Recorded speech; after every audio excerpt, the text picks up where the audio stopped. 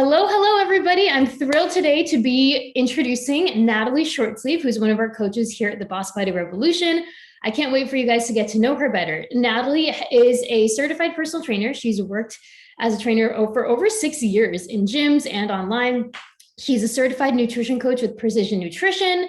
She's also certified in pre and postnatal fitness and nutrition, I believe, and she recently got a health mindset coaching certification. So Natalie is a total boss when it comes to coaching. She's been on her team for over a year now, helped a ton of BBR clients reach their goals, lose weight, feel better in their bodies, gain strength. And I can't wait for you guys to get to know her. So Natalie, I would love to hand it over to you. Tell us more about yourself. How'd you get into fitness? Yeah. So I have lived multiple lives. I feel like I started after college. I started in the corporate world, in the legal world, and I was a paralegal for several years, working the grind. And I grew up before doing that, always playing sports and working out. I was a competitive boxer. But then when I got a real job in my early 20s, I kind of put fitness behind and focused on, the real world. Mm-hmm. And I kind of let it all slip. And I realized that my fitness and, my nutrition in that time weren't as important to me, right? So I focused so much on my career, and I started realizing that you can't really do that. It caught up with me in not a great way.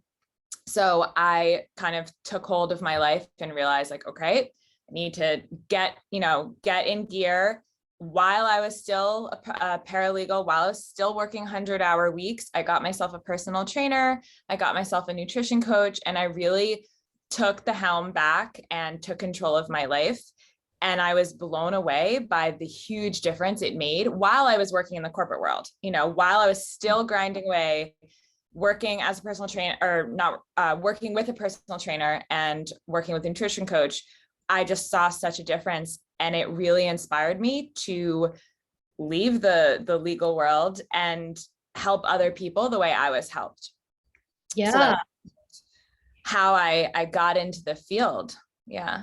Totally. Yeah, I love that. And I'm sure many of our clients can relate to that struggle of maybe being fitter earlier. And then once you start working, you start kind of letting go of your health and fitness and eating things that are more convenient and more processed and things like that.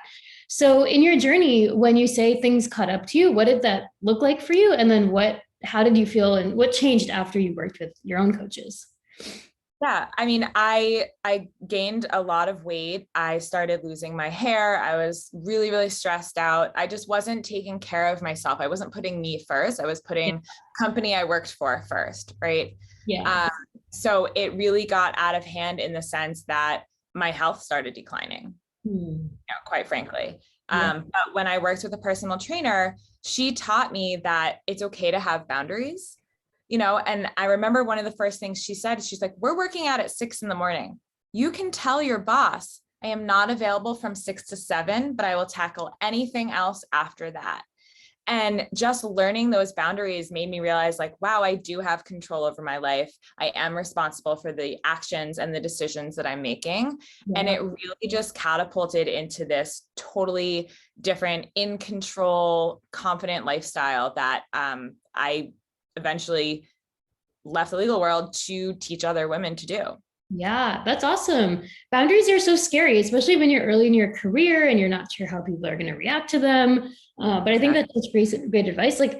6 to 7 a.m. I don't think anyone's expecting you to be online, hopefully. I don't know how it was at your job, but maybe. But I think that's great that you were able to set those. I think a lot of it, especially when you're so caught up in work, it has to be that something internal has to shift, and you have to be I am a priority. It's not just work, right? Yeah. I mean, they say that with a lot of things, right? You aren't going to change unless you're ready to change. And sometimes there's an external circumstance that, forces you to change. And sometimes it just takes a lot of internal thinking and realizing wait a second, no, not to be harsh, but no one's going to care about me but me, right? I need to take care of myself and do this for myself. And I think that as women, we're so taught to take care of everyone else. Yeah. It's so important to remember, hey, you can't take, like, that's fine. Take care of other people, but you can't take care of someone else if you're not okay. Yeah. Got to put your own oxygen mask on first. Exactly. Actually, following up on that, what would you? I know a lot of women feel like taking care of themselves. It's not like an oxygen mask because it's not absolute. It doesn't feel absolutely crucial, right? It feels like a luxury. What would you say to somebody who kind of feels that guilt of taking that time for their workout or cooking healthy meals? I think the taking the time out for, taking care of yourself, right? It's not like bubble baths and face masks, although those are fun too. This is, a way to make you feel better. And I've noticed with my clients that once they just start, once they take that half hour to do that Peloton, class, or take that 20 minutes to meal prep, they see that it makes their life better, right? Like it makes their life better. And just that will, that is the catalyst to saying, oh, actually taking that little time, like little section of time of my day actually made it easier to do, XYZ later. So I feel like it's more of like a snowball effect that once you actually take that time, you're never, you're always going to make excuses until you take that first step. But Yeah. once you take that first step in taking care of yourself, it's like addictive, right? You're like, whoa, I feel so much better. Yeah. Let me get more of this, Yeah. right? Yeah. Totally agree. So, since you're kind of on this topic, what are some of the things that you really enjoy helping your clients with? I think, my favorite thing is helping women find their voice Okay. and helping them find that inner strength that they have inside of them, but they've either never used or they haven't used yet. And watching that kind of spark light up in them and realizing that, like, they are powerful, they are strong, they are confident, they can do this on their own. Like they have the ability to be able to do, because so many women, they doubt, right? They doubt themselves. They haven't done it before, right? They haven't seen the success, but the success is in them all along. So my favorite thing is pulling that out of them and just watching that spark turn into a roaring blaze. Yeah. Do you have any like examples of that? I think I was just actually having a conversation with one of my clients about this the other day, that she realized, she goes, I can do this because I want to do it and I'm able to do it and I'm worth doing it. Yeah. And that was just such a powerful statement. And I know I've shared with you several times, my clients send me their photo shoots that they're so proud of themselves and how they look, because it doesn't matter, what you're going to look like 30 pounds, 50 pounds less. You got to love yourself now. So take those photo shoots, show the world your smile, show the world your confidence. And that's one of my favorites, to receive those photos and receive those, check-ins from my clients, just letting me know that they feel strong, they feel confident, they feel powerful in their own decisions and their own choices. Yeah. Yeah. I love that. What's one thing that you wish all your clients knew when trying to lose weight? It's not all or nothing. Okay. No, I think that is, I said this to a client the other day.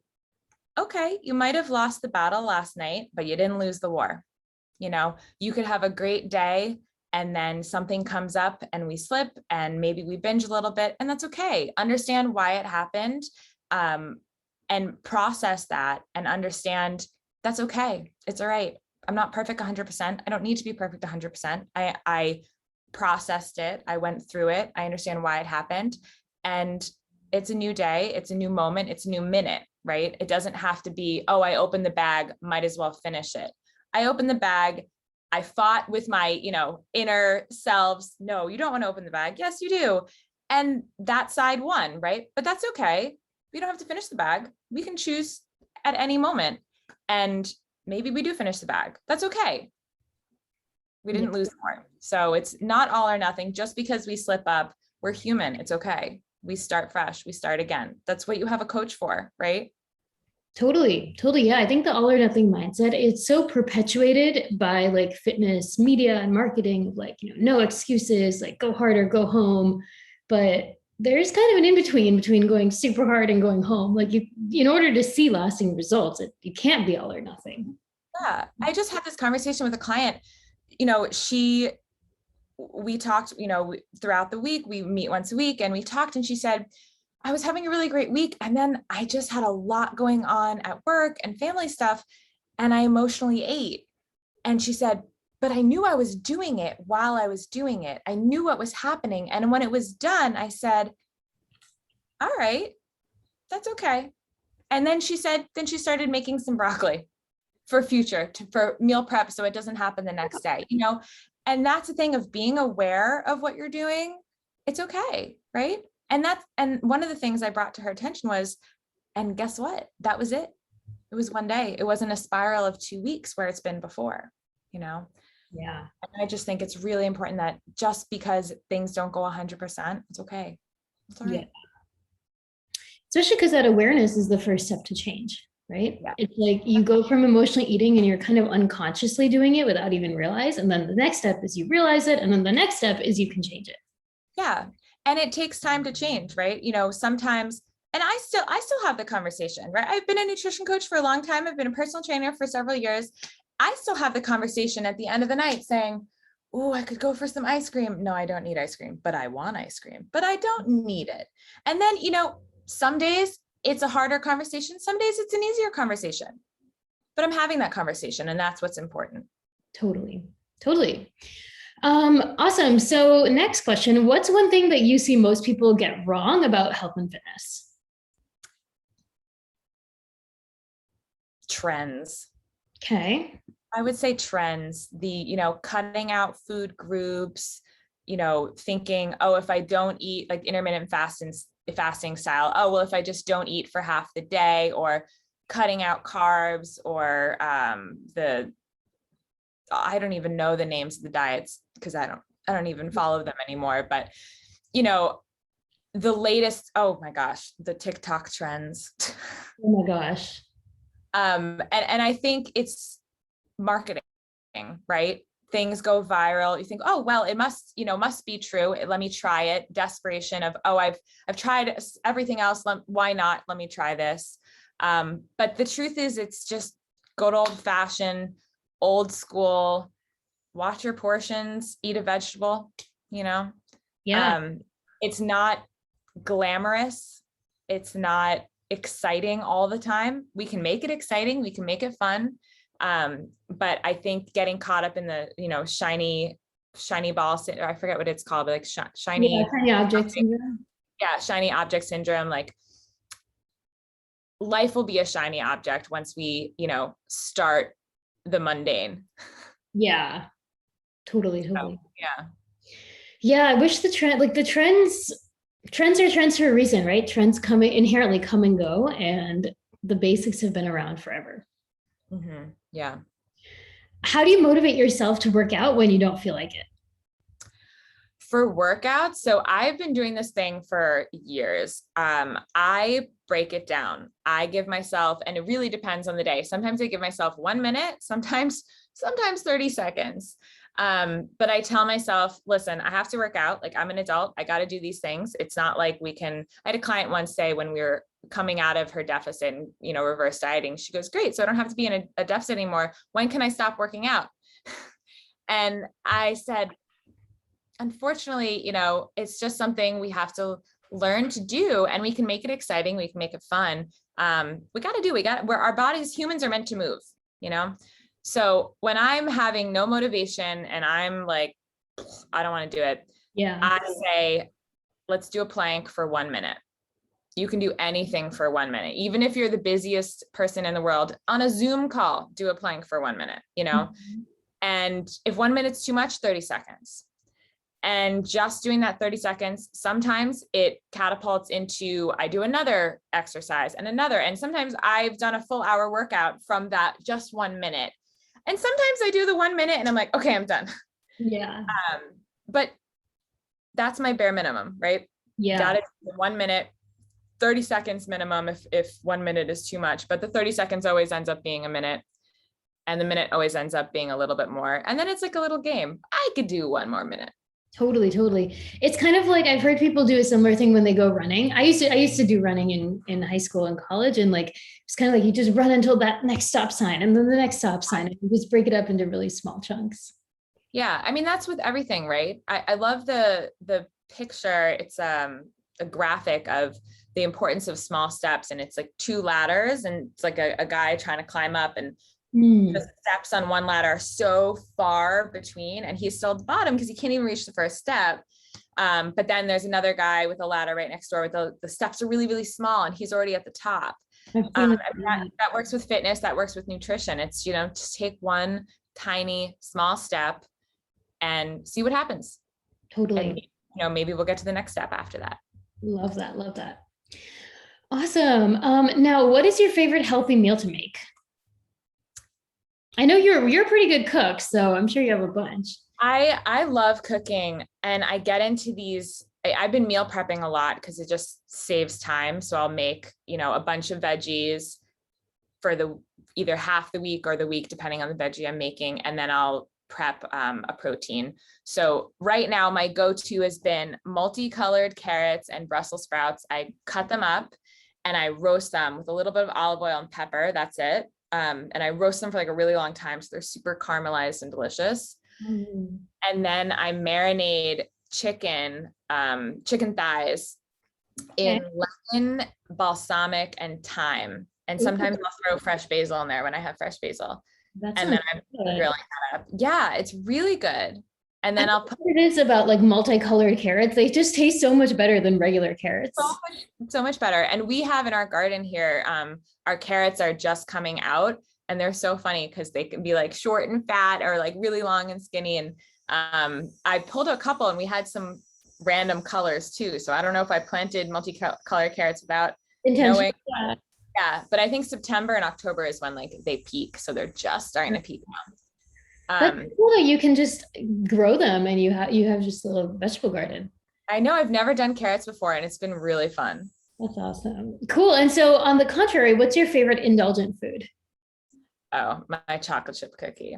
So I am known for my chocolate chip cookies, and I have become a food snob when it comes to chocolate chip cookies. And I tell my clients this: if you're going to have sweets, which you should because life is worth living, be a snob about it, right? Make it the best chocolate chip cookie you'll ever have, which is mine. And yeah, I would say that's definitely a freshly baked, warm chocolate chip cookie. That would be my go-to. I don't even want to call it indulgent food. That would be my go-to, yummy food that I look forward to, Well, I think you told me once, but do you make a batch of the dough and then just cook one at a time, or do you just have a recipe for one cookie? I can't remember. No, that would be ridiculous to have a recipe for. Actually, I think I did try a recipe for one cookie once. That was ridiculous. No, so I make at the end of the week, like on a Sunday or on a Monday morning, whenever I'm doing my meal prep, I'll do a big batch of cookie dough, and then I like roll it into a log, and I'll put it either in the fridge or the freezer.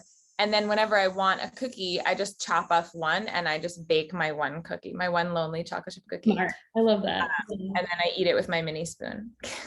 Because why not be fancy? Yeah.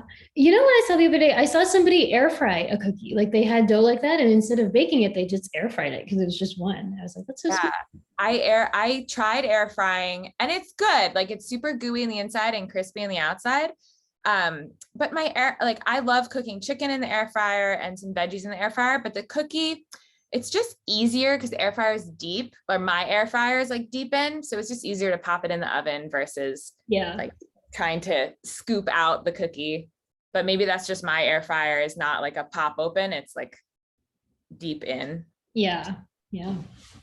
Totally. So our next up, we're going to do some fun questions. But before we do that, one question that I have for you is, how would you describe your coaching style? So if somebody wanted to work with you, what would you say is kind of unique or characterizes you as a coach?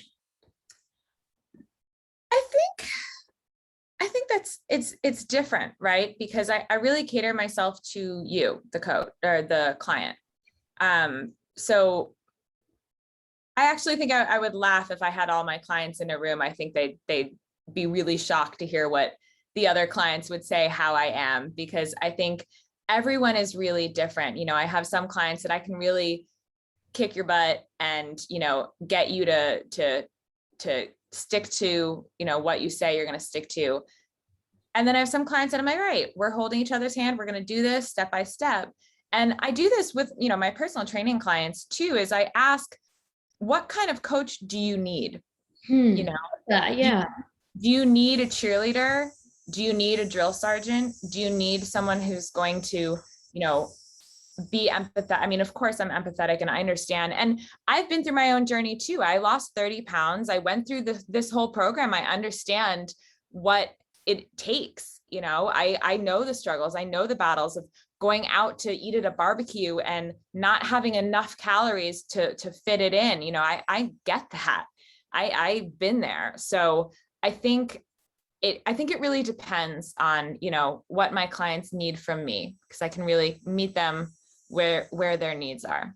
Yeah. Yeah, I love that. I think that's so important to be able to just give people the support they need, because people do just respond to different things, right? I have clients who they respond really well to tough love, right? And other people that's just not for them. It makes them feel like frustrated or defensive or whatnot, and they need a softer approach. So I think that's great that you kind of personalize it from client to client. Okay, now for the fun round. So we're going to go rapid fire real quick. What's a fun fact most people don't know about you? Well, I do feel like some people know, but I was in a band this summer and I'm a singer. Cool. It's a rock and blues band. So it was really fun. Yeah.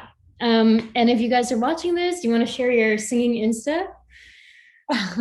It's Tolly Rose Music. Tolly is my nickname for Natalie. So, and Rose is my middle name. Yeah. Natalie's a really awesome singer. She even has a single on Spotify, which is so cool. I'm in the middle of writing a bunch of other stuff. So I guess, yeah, that's my alter ego. So wait, the next step, you're writing it and singing it versus just singing it like you did in the band? Yeah. That's so cool. Yeah. So lots in the works. Singer and songwriter. Cool. Okay. Do you speak any other languages?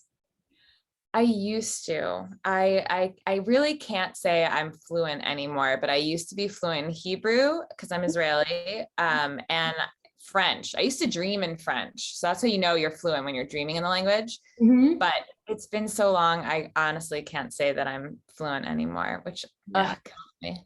I know it's so hard when you get older and you don't use these languages, and you're just like reminiscent of the past when you used to be so good at it. But I think it'll come back if you ever go to France or something. Yeah. And we have a house in Vermont that I spend most of my winters in, and we're 5 miles from the Canadian border. So we go over to Canada and Montreal all the time. So I do freshen up on my French one. I didn't realize your house was so close to Canada. Yes, it is 5 miles from the border. We are all the way up there. Wow. What's your biggest pet peeve? Being late. Okay. Yeah, I've always had that. I think, we talk about childhood traumas, I think because my mom was always late. So I think being late is like such a pet peeve to me, and I'm never late. And I think that's it. Yeah. Pro tip, if you ever go to an Indian wedding, do not show up on time. Usually starts. I've learned to the first time I was in the corporate world and we had a meeting, I got all ready and I was sitting in the room for 15 minutes before, and everyone's like, what are you doing? I'm like, I'm waiting. And they're like, no, you show up right on time. So I'm always wicked early. I think it's a big overcorrect. At my wedding, I got married to Josh, who's Chinese American, and I guess his side didn't know that Indian weddings tend to the start time is a loose suggestion. And so we get to the venue. I get to the venue maybe 15 minutes. It said get there, start at 6:30 or whatever. And I got there at 6:45 because it took me some time to get dressed and hair and makeup and all that. And his whole side were all there at 6:30 on the dot, waiting outside. The venue hadn't even opened yet. The bride hadn't even got there. It was kind of hilarious. And then all of my side got there at 7:30, which is what I was expecting. That is very different from how I live my life. Yeah. My clients know when we have our Zoom sessions and if they're 1 minute late, I'm, voxing them. Are you coming? And they're like, yes, I'm on my way. That's funny. What's your favorite brand of workout clothes? I would say Under Armour. Under Armour is like a OG I've had for years. I do have Lululemon. I have Athleta, but I mean, this top is an Under Armour. My shorts that you can't see are Under Armour. I have had this for like 15 years. Wow. And this looks like it's brand new. And I've washed it, like every week, so I have to shout out to Under Armour for being super reliable, and their clothes are super durable. Not sponsored, just a fan. Yeah, and they should sponsor me. Yeah. But yeah, no, I do. And I also like Under Armour, I think fits me the best. I think Athleta and Lululemon, I'm like in between sizes, so I can never really find the right size, but Under Armour just nice. Amazing. And last but not least, what's your favorite beverage? Either alcoholic, if you drink alcohol, or non-alcoholic. I'm going to go and say Other than water. I drink water. It's funny. I've been playing a lot of beach volleyball this summer, and I'm known as the water girl. I come with a giant cooler and I'll bring like 50 waters for everyone to make sure everyone's hydrated, because water is key to life. And a sip of my water bottle. Yes. I always have, I'll show you because I have a couple back-to-backs. I have my 3 glasses of water. I try to drink at least a glass and a half per session. So, got to stay hydrated. So yes, that is my answer. Water all the way. I love it. It is life sustaining. Totally. Do you do sparkling water ever, or like flavored water? I don't like sparkling water anymore. I used to, when I was in the law firm, we would get sparkling water, for free, and I would always take it, and it just really made me bloated, and I'm like, normal water is fine. It's great. Sometimes I'll throw a little lemon in it. I used to do lemon water every morning, but I've been a little lazy with that, so I haven't done that in a while, but love my water. Nice. I'm a big fan of the Spindrift, the sparkling water cans. Oh yeah, I've never tried that. They're good. I really just drink water. I don't really drink alcohol. I haven't had soda since I was in 5th grade. Wow. Yeah. So water is the best. Water is great. Awesome. That was all the questions that I had. Anything else you'd like to share with the BBR community, or somebody who's interested in potentially working with you? Yeah. Take the plunge, take the step. I'm really excited to work with you. We've got this together. We can do it. Yeah, Natalie's a great coach. She'll definitely help you get results. If you do want to work with her, click the link below, or go to bossbodyrevolution.com/apply. And on the application, you can indicate your preferred coach. See you soon, guys. Bye.